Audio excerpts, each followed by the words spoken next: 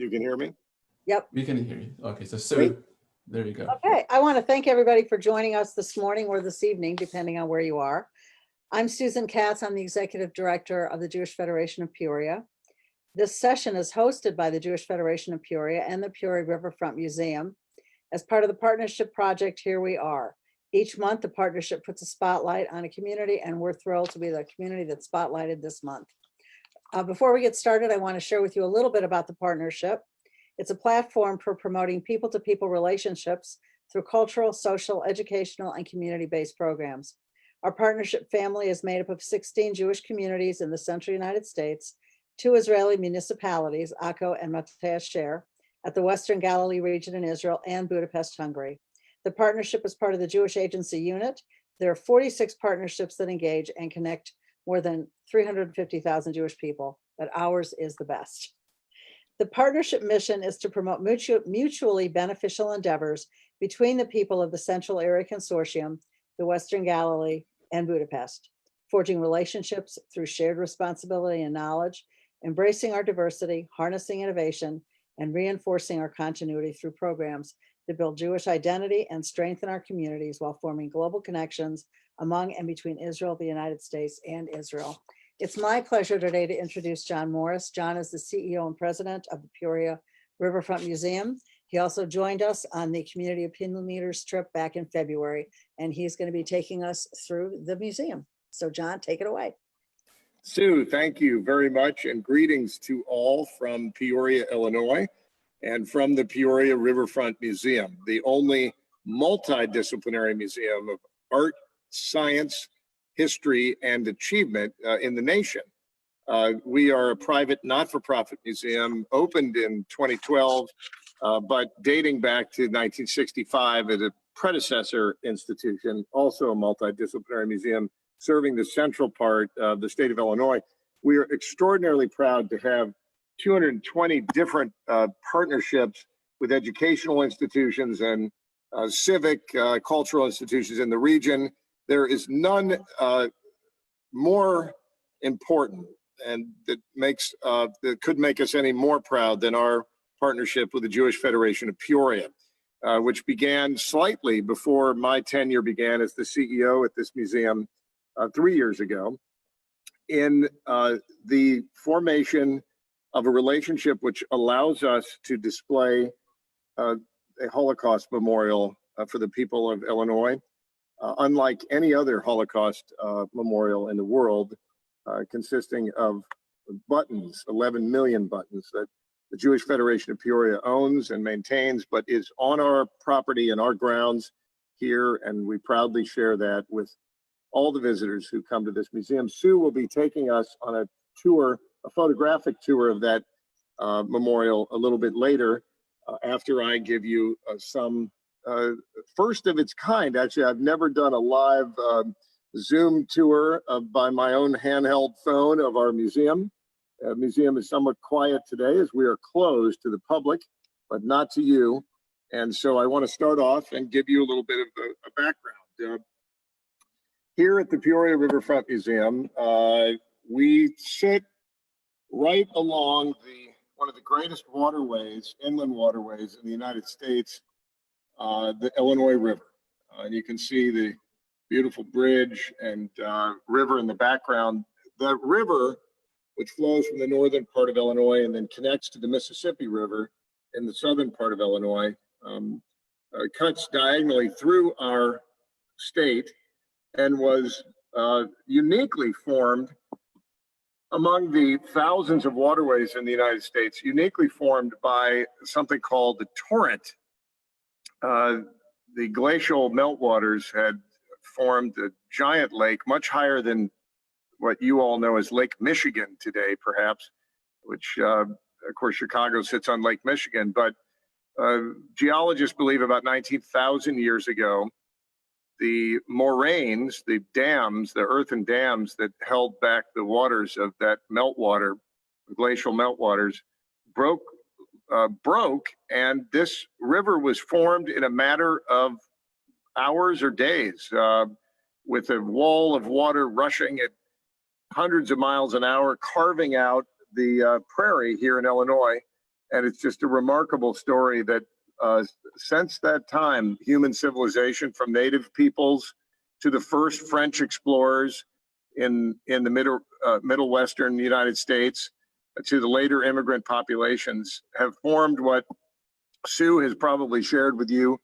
over time, and I'll share with you now. It was for many years known as sort of the quintessential American city, Peoria, Illinois, demographically representative at one point of the nation.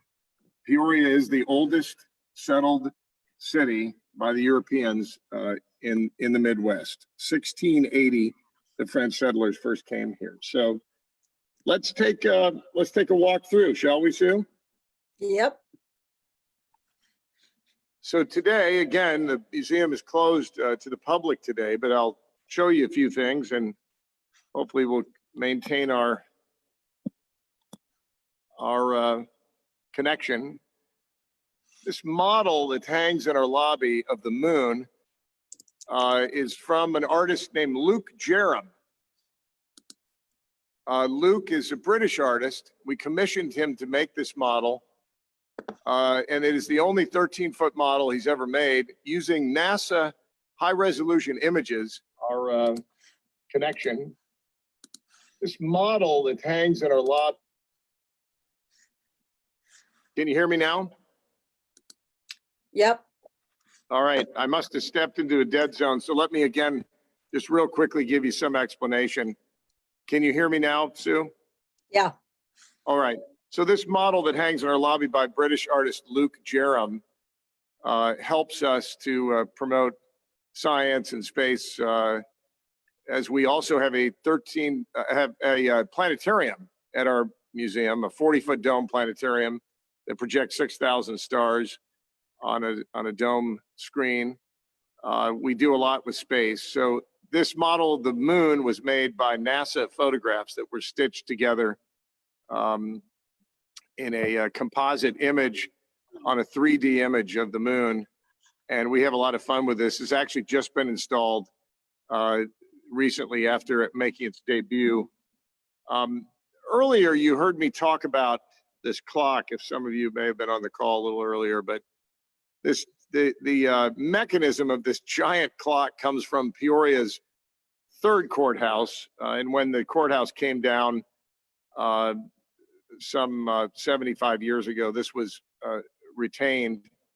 The courthouse clock in Peoria is significant for a number of reasons, not only the civic space, the mechanics of the mechanism, but under the clock of the previous courthouse, Abraham Lincoln came to deliver a speech in which he called for the first time for the end of slavery in the United States here in Peoria, known as the Peoria speech. It's a major seminal event in Lincoln's career. So, as I mentioned earlier, we're the only museum of art, science, history, and achievement. We have sort of everything wrapped into one. And I'm going to show you some of the exhibitions. Let's go in the galleries. So we have substantial gallery space at our museum. The first show that's up for 3 months now is from an artist named Ken Hoffman, who is what is known as an expressionist painter. Hoffman has been painting in Peoria for 50 years. We don't always do local exhibitions, but in this case, Hoffman really deserved sort of a capstone of his career. Hoffman was born in Texas, educated at the Art Institute of San Francisco after serving the U.S. Navy. Spent a little time in Spokane, Washington, but then came to Bradley University, which is a regional comprehensive university founded by Lydia Moss Bradley in 1897, located here in Peoria. It's the largest private educational institution, probably in a 100-mile radius.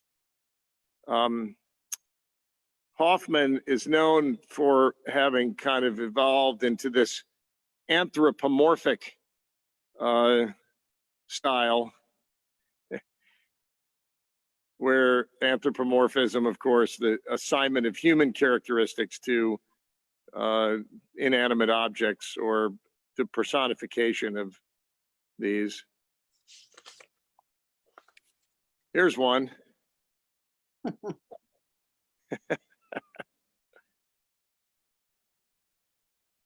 I'll show you another, the horse.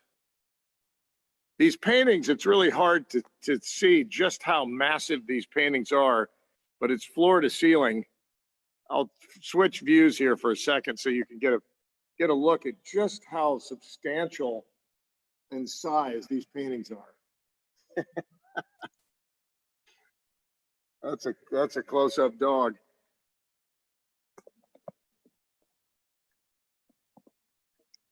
Hoffman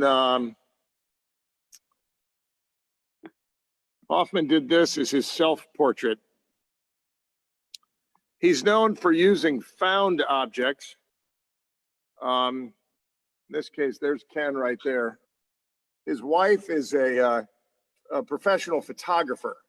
So you can see her reflected actually in his glasses, having taken his portrait. As you get up close to these, you've got all sorts of scraps of advertisements and various found objects.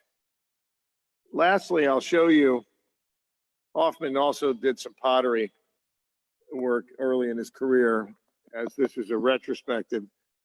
Lastly is this giant sort of statement on health or the lack of health. You can see as you sort of come in on this that he has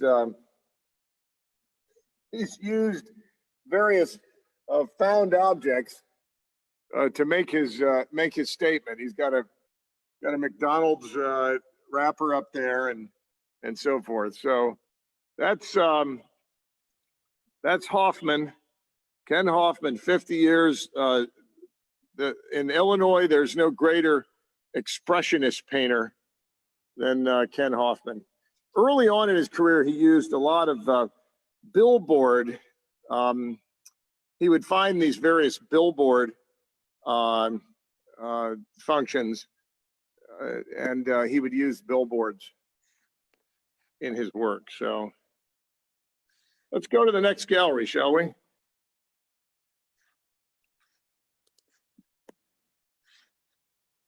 So in Peoria, we're proud to have a giant sculpture at our Peoria Civic Center by an artist named Ronald Bladen.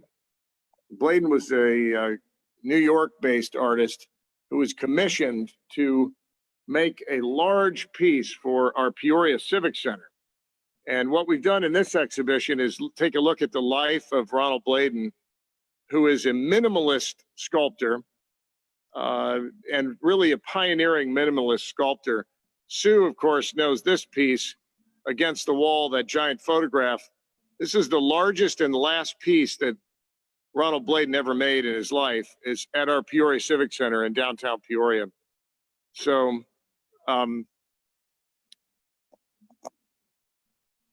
I was not that familiar nor excited about abstract minimalism in sculpture, but since this went up just 2 weeks ago, it's been really enjoyable to understand how this artist led a movement to get us to sort of project ourselves into these pieces. So we have young families in here, and it's very interesting to hear the young people talk about how this appears to them to be a mother holding her child, or to have projected some kind of feelings onto it. When you look at what Ronald Bladen did here with the so-called negative space, he creates this impression of movement by that negative space. This is Ronald Bladen's most famous piece. For years, it was in the Corcoran Gallery of Art in Washington, D.C., and it is in many ways his minimalist Vitruvian Man. If you can see a little Da Vinci's Vitruvian Man in it. It's also made in 1965 and likely a kind of political statement of that era. So this is Ronald Bladen in our galleries today. Quiet, as we are closed on Mondays. And you can see our beautiful Peoria Civic Center, designed by an American architect who was the first Pritzker Prize winning architect in history, 1979. Philip Johnson designed the beautiful glass.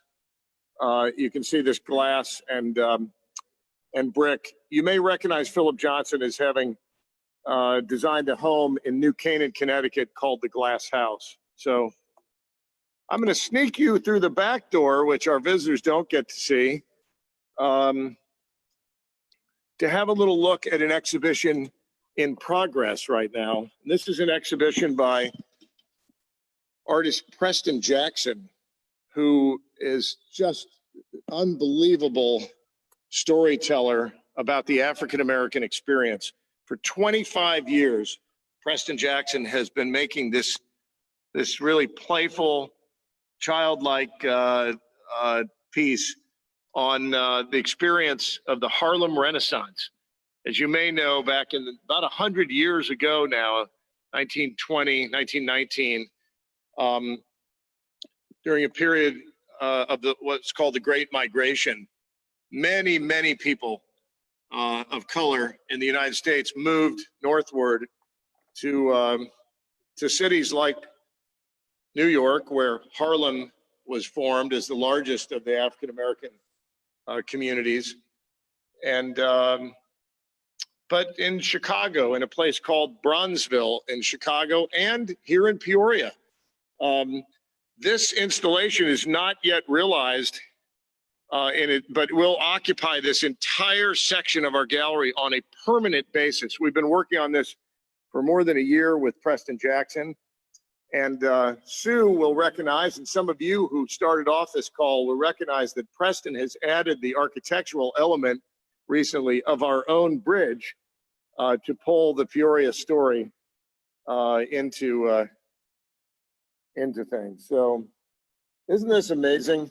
I know you're all muted, but we're very proud of this. And the idea that our school children, and we have a very, very aggressive program for our school children, will all get to come through here, of every race, creed, and color, is just such a beautiful thing.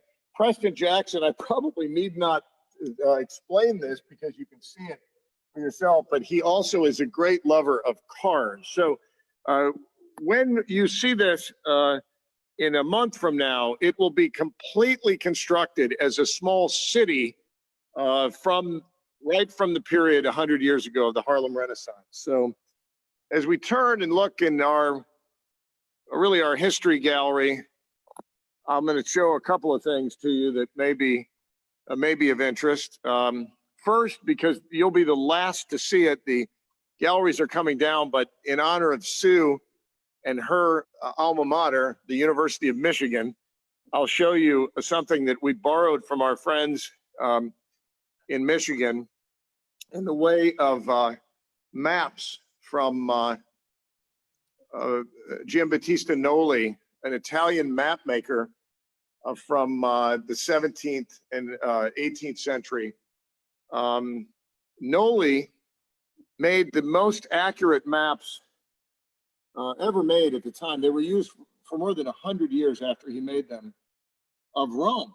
And as some of you may know, Leonardo da Vinci was the first to conceive of the overhead map. And we're actually just deinstalling this exhibition now, so you can see the cases on the floor. But if you have never familiarized yourself with this image, this is the image of Leonardo da Vinci's first bird's eye map that not only he created, but that was ever created. Up until that point, maps look like this, where the cities were more decoratively represented. And this map reproduced from circa 1460. So after Da Vinci does the bird's eye view, we really continue to evolve in creating more and more bird's eye views, which had to be calculated using geometry and math. There were no satellite photos or airplanes or balloons necessarily. So our curators, and I'm so proud of them here, took all of the Noli maps and made a composite of the city of Rome to share with our viewers. So, okay, let's continue. I've got a couple more galleries, and then we'll let Sue have the grand finale. So some of you may know that Peoria is home to Caterpillar. The world headquarters is now located in northern Illinois, but we are the largest employment base for Caterpillar, and the company was based here for more than 75 years. What you're looking at here is known as Old Betsy. Peoria has been a place of great invention over time, and Old Betsy represents one of the great breakthroughs in Peoria history. She is the first diesel engine in existence. She belongs to the Smithsonian. It's funny, we call her she, but Caterpillar has a visitor center located next to ours with a lot of history, but this is in the collection of the Smithsonian Institution and is on loan to us. We're a Smithsonian affiliate. I'll just point out something really cool, that you see that crank right there. To start this giant diesel engine, which dramatically improved the power of Caterpillar's early machines, you would crank this lever, it would start the pony engine, and the pony engine then would start the larger engine. So again, we're proud to have that. And then probably one of the most important artifacts in our museum, certainly to American industrial history, transportation history, is the first gasoline-powered mass-produced automobile in American history, the Duryea motor trap. The Duryea brothers were bicycle manufacturers here in Peoria, and they came up with this idea that that you could use a combustion engine, and you might be able to see it down below there, the mechanism, and effectively attach it to what looks to me like a horse buggy, three-wheel horse buggy. So that is the Duryea motor trap and our street gallery. Let's go down the hall.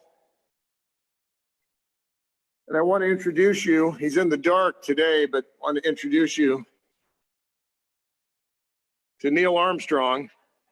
Neil's suit is one of the prized possessions of the Smithsonian Institution. And this suit was 3D scanned, and 15 exact replicas were created of the Armstrong suit. And we're proud to possess one of those as a gift from the Smithsonian here in the lobby of our planetarium. So there you go. I'm taking you to the moon twice now.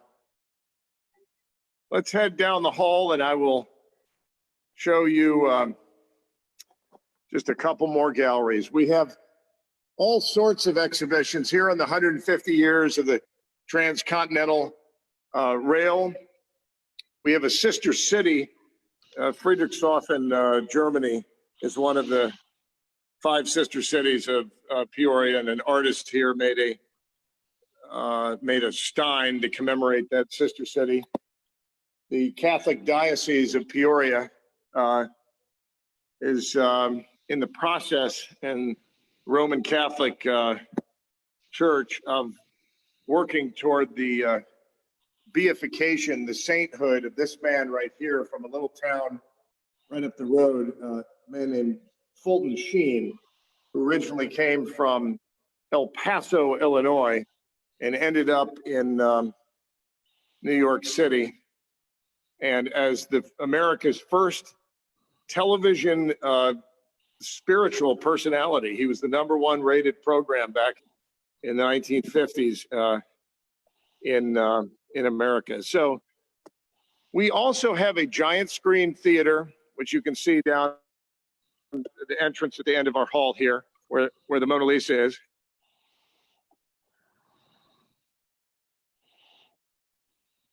Oh, we lost you for a second, John.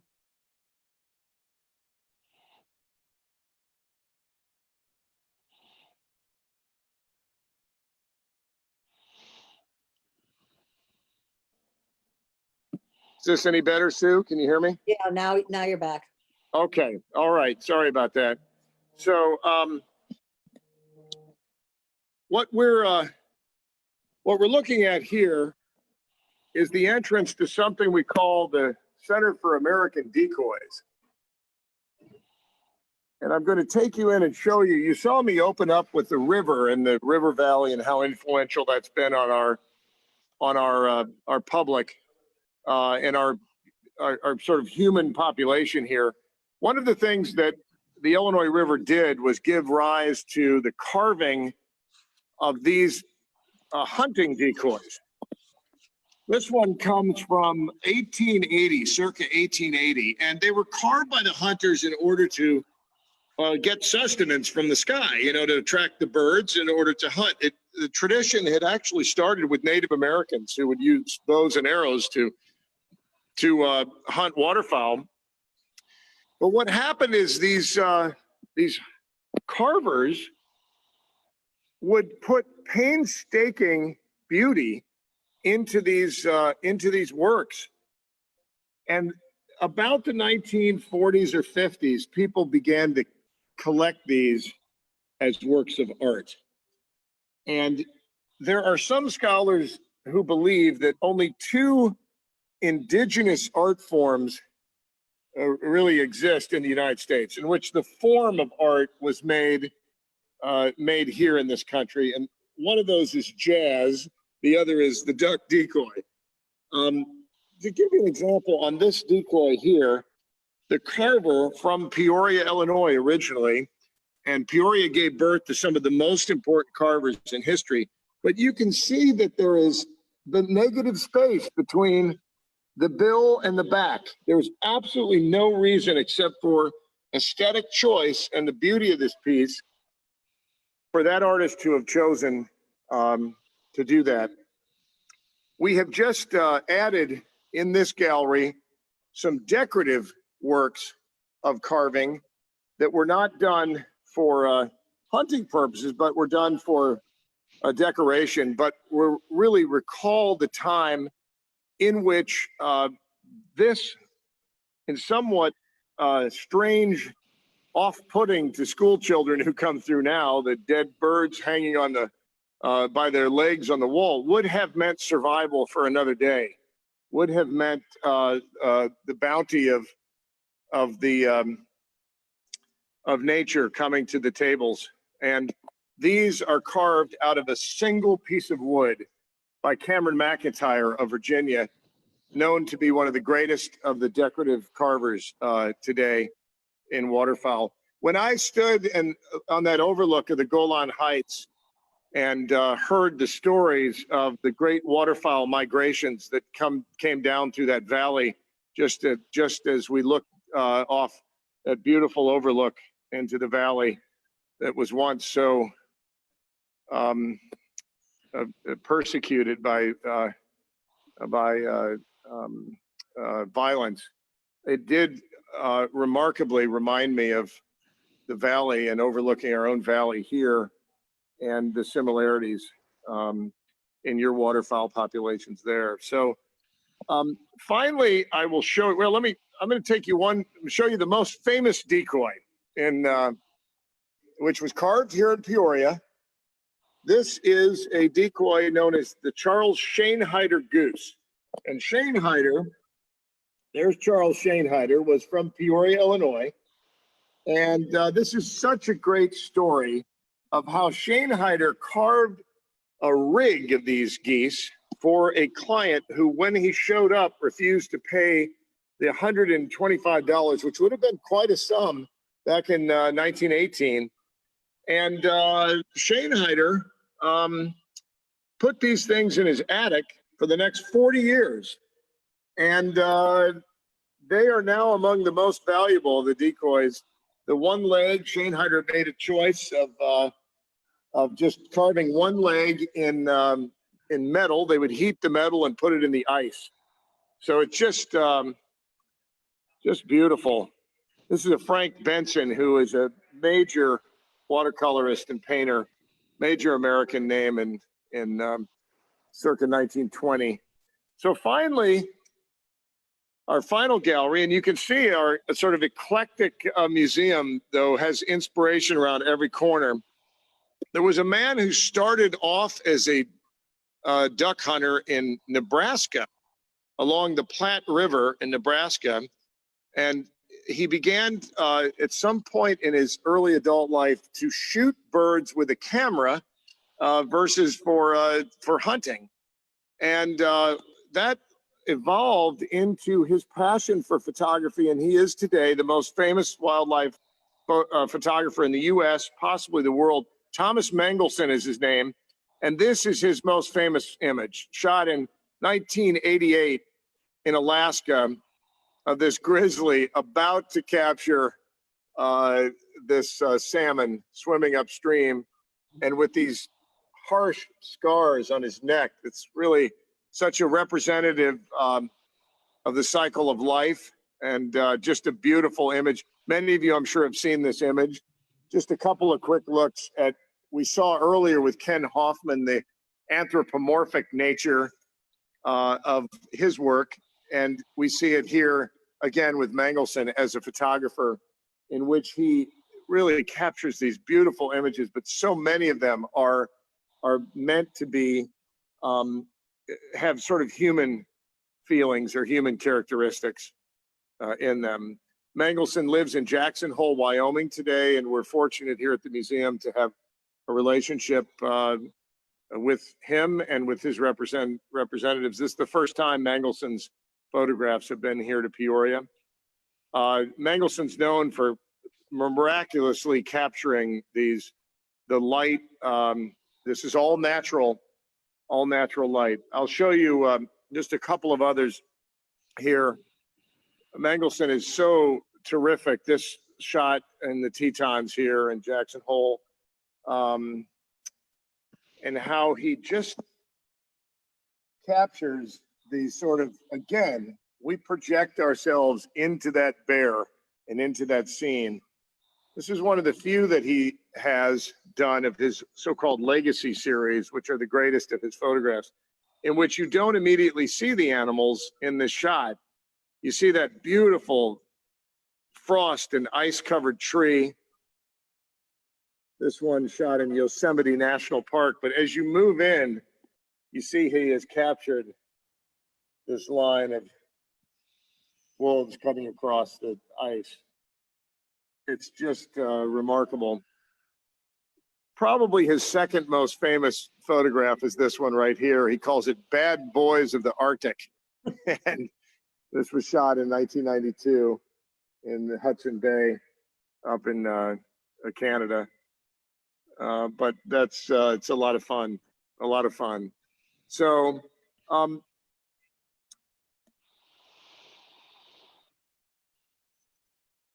there we go, Sue. Who is it?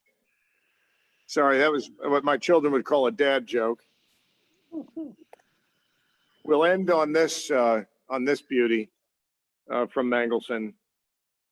Again, he just has such a remarkable way of pulling us into that photo by putting a single point that we project ourselves into it. So this is what we call our river gallery, in which we look to having a Center for American Decoys as really one of the greatest things that we do. So let me pause right there and see if there are any questions for me before I go back out into the dangerous territory of not having a signal or connection, and can turn over to Sue and then maybe we can wrap it up at the end. Any questions, Sue, or any comments to add? No, that was fascinating, and I might just have to come down to the museum and see that stuff in person. Please do. Please do. I mean, it's been slow going. So So you've got we have question, about though. 180,000 visitor experiences on a typical year, about 180,000 visitor experiences. Sue, Yes. there is a question that says, John, how many visitors do you Yeah, get? he just, I'm right. sorry, I wasn't listening. Sorry. Yeah, we on a typical year, about 180,000 visitor experiences. And this year, we made the decision to close about March 15th. And it's been a major impact on us. We're a privately funded museum. About a quarter of our revenue to a third of our revenue comes from earned revenue. So ticket sales, movie sales, and so forth. We have had very little, if any, of that in terms of ticket sales for the last 4 months. So July 1, we reopened. Our visitors are required to wear masks when we are open for the public. I don't have mine on today, as I've got the place to myself practically. But and we're starting to see the public come back. We're starting to see it come back slowly but surely. We had 60 visitors on our first day. What we did do is launch something called the virtual Peoria Riverfront Museum, which has been unbelievable. Ironically, we probably have reached 10 times the number of people who would have otherwise come on a busy summer, with thousands of viewers. I give you an example. Our planetarium representative took his telescope out on July 4th. There was a penumbral lunar eclipse, which means a partial darkening of the moon by the Earth's shadow on July 4th. So he took his telescope out in front of the museum, set it up, hooked up his iPhone to it, and over the course of 2 hours, he averaged close to 700 people live viewing him at any given time. And over the course of 2 hours, he had 33,000 views of him doing that live cast, sort of talking about the moon and various aspects of lunar legend and myth and technology and exploration and so forth. So I don't want to say there's anything really positive in a global pandemic. Nobody would think that. But we have turned this giant lemon into lemonade by going to a virtual museum. And every day we produce 3 to 4 new videos about content of things having to do with the museum. As you've probably been able to discern from my walking tour here, this museum is different. It's not a single thing. We go from science and art and history and mix them all in together into what we call an achievement museum. So are there any other questions or thoughts before we get to one of what I think is one of the most important displays we have on the museum campus? Part of our sculpture garden here, we probably have at least 20 sculptures in our outside, which we're not seeing today. But the most important and impactful to our audiences is the one Sue is going to talk about a little bit later. And any other questions for me before we move to Sue? No, I think we're good. Okay. So I'm going to go ahead and start screen sharing while you get back to your office. All right. Thank you.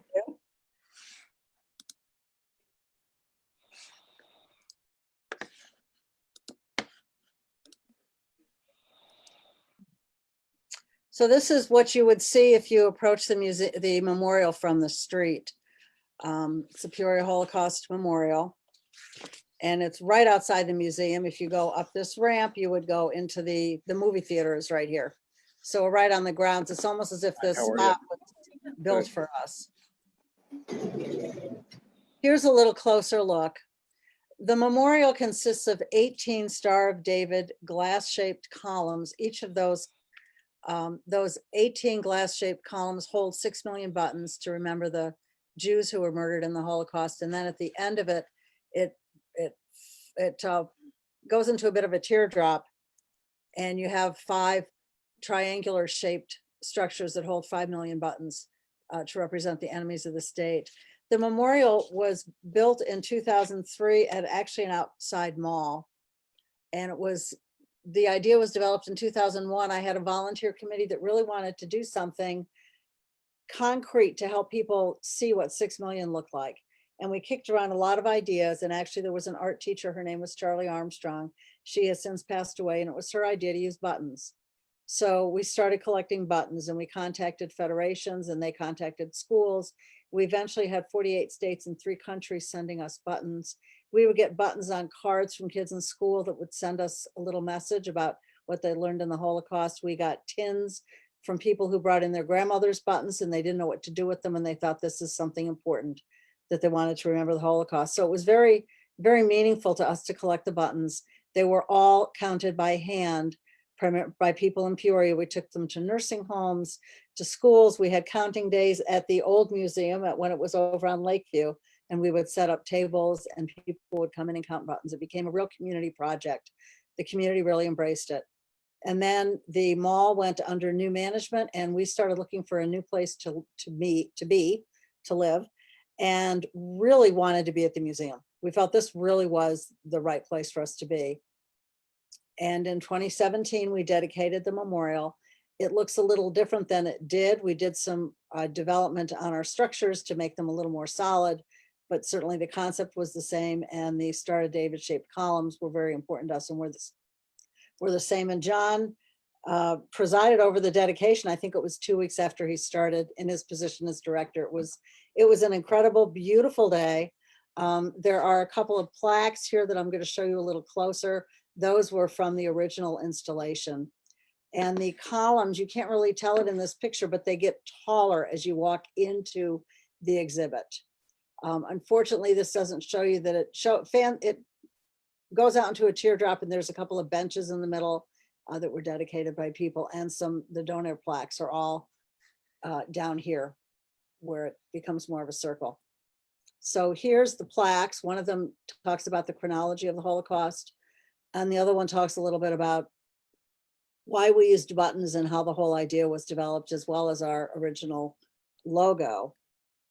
We've been very fortunate to be at the museum. We have school groups coming through regularly. The museum brings all of these 6th and 8th grade students in the Peoria Public Schools on a tour of the museum, and the memorial is part of their stop.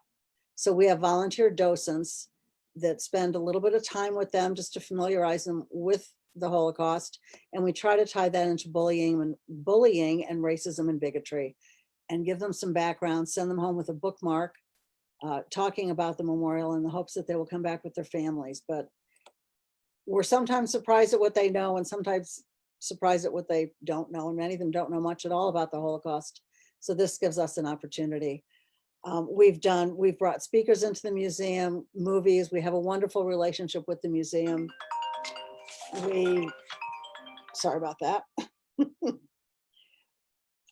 When we read names every year at Yom HaShoah, we read them at the memorial down at this end. We set up a podium and read the names of the victims. Here's the plaques, and then this was a plaque that's placed at the base of the stars. This memorial is very important to the community, the Federation, and personally, I'll share with you, it's important to us. My father-in-law is a survivor, and my husband is the one who designed and engineered the stars. So it really was a labor of love. And his father spoke at the dedication in 2017. So this is a picture from the dedication. You can get a little bit closer look. I mean, these stars are filled with buttons, top to bottom, side to side. So when we bring groups through, we really impress upon them that this is what 6 million is. It's incomprehensible. And even when you look at this and you imagine that every single one of those buttons was a person, it has a tremendous impact. This picture of this little girl is very special to me also. The day of the dedication, we had a bowl of the final buttons that were going to go into the final star before we capped it. This is my granddaughter. So we had the great granddaughter of one of the survivors put the last button in before the top one on. So that was pretty meaningful to us. And she did make the front page of the paper the next day. So it's a very special place for us. And it's been a tremendous platform for us to teach to work with the museum and to teach people in Peoria how important it is to never forget. And now I'm going to take you just to a few, tell you a little bit about Peoria so that you can get a better feel for our town. Any questions about the memorial while we're still here? Okay. Peoria was the whiskey capital of the world before Prohibition. We also, I learned, paid more in taxes than any other tax district in the country because there was a luxury tax on liquor.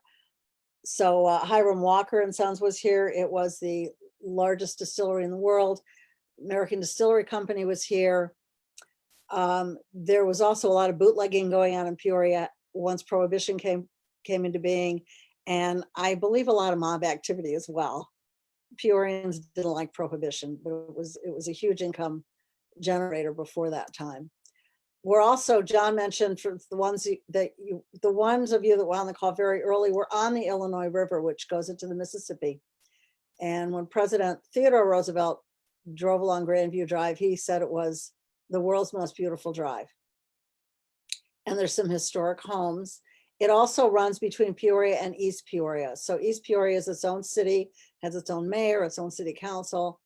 And it's when we stand here, which is one of the views from Grandview Drive, you're seeing East Peoria over on the other side. This is amazing in the fall when the leaves start to turn color. It's just beautiful, beautiful, beautiful place to be.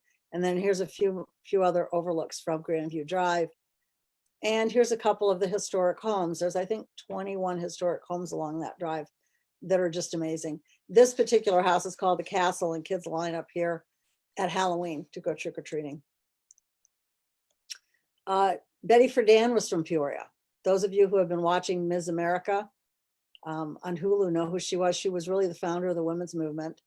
And a bench was just very recently installed in Bradley Park, right across from the home that she grew up in, to commemorate what she did. And then the plaque is there as well. But she was a very important Peoria person. Sam Rothberg, Betty Friedan, by the way, was Jewish. Sam Rothberg spent his adult life in Peoria, and I think many people don't know about Sam. And I want to take a few minutes just to share with you what he did. He was born in Russia in 1910, and he actually grew up in Philadelphia, came to Peoria in the early 30s and was the director of the American Distilling Company. In 1947, he spent 10 weeks in Europe, seeing what happened to the Jews. He visited concentration camps and displaced persons camps. And it really was a turning point in his life. He vowed to never let it happen again, and he dedicated the rest of his life to the new state of Israel. And he made an enormous difference. He founded Israel Bonds. He and Julian Vineski, another Peorian, founded Israel Bonds and helped build the state. He served on the National Cabinet of UJA. He served on the International Board of Governors at the Hebrew University. He helped establish the Harry S. Truman Center for the Advancement of Peace and the Golda Meir Fellowship Awards. He developed and endowed the Rothberg School for International School Students at Hebrew University. And he was one of the founding donors to the United States Holocaust Museum. So that trip to Europe after the war really indeed did change his life and changed Israel's future and the future of the Jewish people. So an incredibly important person to the Jewish world, and he did it all from Peoria. He's actually buried here as well. Richard Pryor was from Peoria. This is Preston Jackson, who John talked about earlier. He made that sculpture, so I thought it'd be fun to show him with his sculpture. And then during COVID, probably Preston put that heart on there. Preston is, by the way, one of the top Illinois artists of all time, professor emeritus at the School of the Art Institute of Chicago, and Black America recently named him one of the great Black artists of our time. So his work is just amazing. And we're lucky to have this along our sculpture walk in Peoria is Richard Pryor. Dan Fogelberg was also from Peoria, for those of you who remember him. And there's a memorial down to him on the river. And again, this is the Peoria side, and over here is East Peoria. And Dan has a bench as well with a little bit telling about his life. Bradley University is in Peoria. It's a liberal arts school. I believe their enrollment is about 5,000. It was founded by Lydia Moss Bradley. There's a statue of her on campus. She also was one of the first women to draft a prenuptial marriage agreement. So I thought that was interesting. And then down here in this corner is our Hillel house. It was dedicated several years ago. Bradley has a very active Hillel. They get, oh, I think about 40 or 50 students on a Friday night. And they have a new full-time paid director. So they're a good partner to the Jewish community as well. The USDA Ag Lab is in Peoria. And I don't have what year I don't know, John, if you know what year they were created, but they've been here a very long time. And they are the ones who scaled up production on penicillin. They developed xanthan gum, which you see in a lot of salad dressings and other food items as the thickening agent. They also developed high fructose corn syrup, which people don't like as much now as they did then, but they are responsible for that. And super slurper material, which is found in diapers and other things that absorb liquids. And they do a lot of work with soybeans as well. So a lot of really interesting and important developments have come out of what we fondly call our Ag Lab. Will it play in Peoria? You've probably all heard that phrase. It originated during vaudeville because we are the typical Midwestern town. And if it played here, the saying goes, it would play anywhere. We do have an art guild. And it's one of the oldest art organizations in the country. Unfortunately, they're not going to have their fine art fair this year. This is a picture of a fine art fair in the past. But in 2019, our art fair was listed as one of the top 15 in the country. We have a symphony. That's the 14th oldest orchestra in America. We have a Broadway series at our Civic Center that John showed you earlier. And the Peoria Ballet has been around for 50 years and is best known for their annual production of the Nutcracker. So there certainly is culture and things to do in Peoria. This is LaDonna and Hedy when Hedy was here this spring in front of our building on University. And this building houses a Reform congregation, the traditional congregation, and the day school. The first Jewish settlers came to Peoria in 1847. They were primarily German Jews and were Reform, and started Anti-Emet, which is our Reform congregation. In 1863, they had 34 members, and here is their sanctuary. They have some beautiful stained glass that actually Ruth Bittner took these pictures. Ruth is a member of our community, and the stained glass obviously shines during the day. The traditional congregation, Agudas Achim, was formed in 1886 by a group of 18 Jewish settlers. It was the largest traditional congregation outside of Chicago, and they have a sanctuary in that building as well. This is the large sanctuary. This is a smaller sanctuary. It holds, I think, 45 or 50 people. The traditional congregation generally uses this, but the Reformed congregation on Friday nights, if they're not having a large crowd, use this as well. And then there's a kosher kitchen in the building. There's a larger commercial kitchen that is not kosher. And the social hall and the staff and the Peoria Hebrew Day School has classes in the basement. And Hedy came and spoke to them when she was here this spring. They have, I believe, 20 kids enrolled this year. They were established in 1971 and are unaffiliated and been around for a very long time and do a good job educating our kids.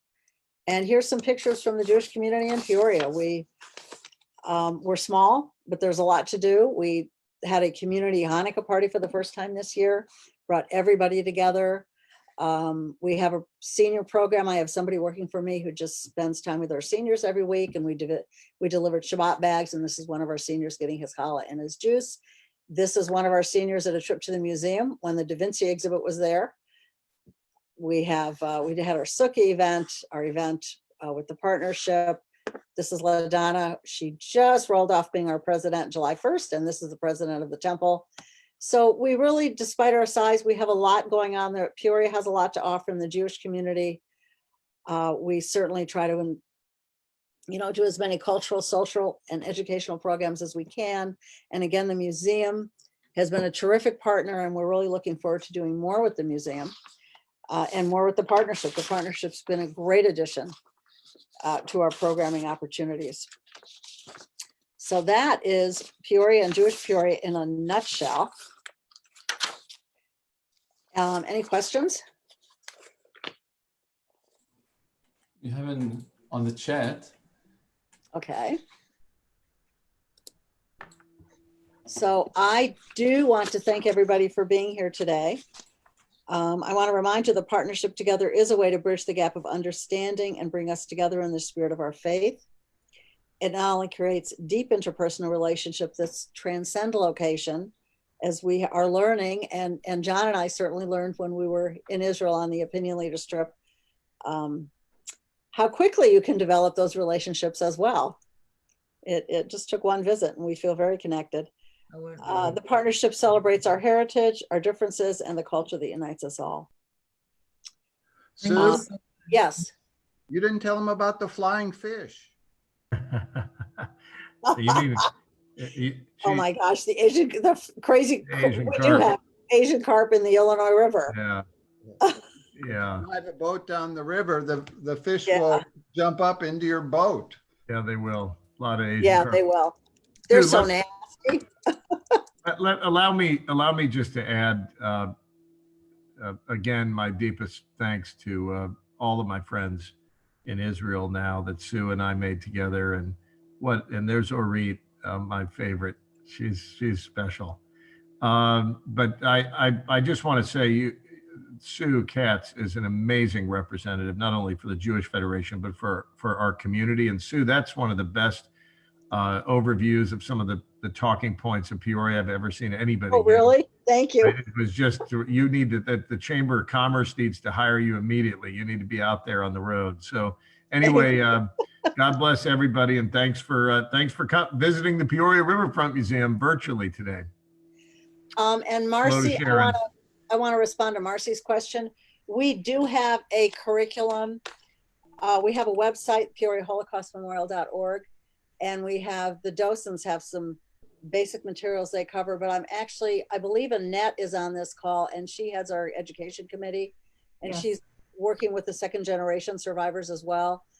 We may be looking at what we do with the kids because we have some tremendous resources now through that additional Holocaust program that the partnership is doing. And we have close to 80 students every year visit the memorial. Oh, honey, we have like hundreds. Yeah. Eight- 800. Yeah, how many? 6th and 8th grade? 800? 800? Yeah. 800.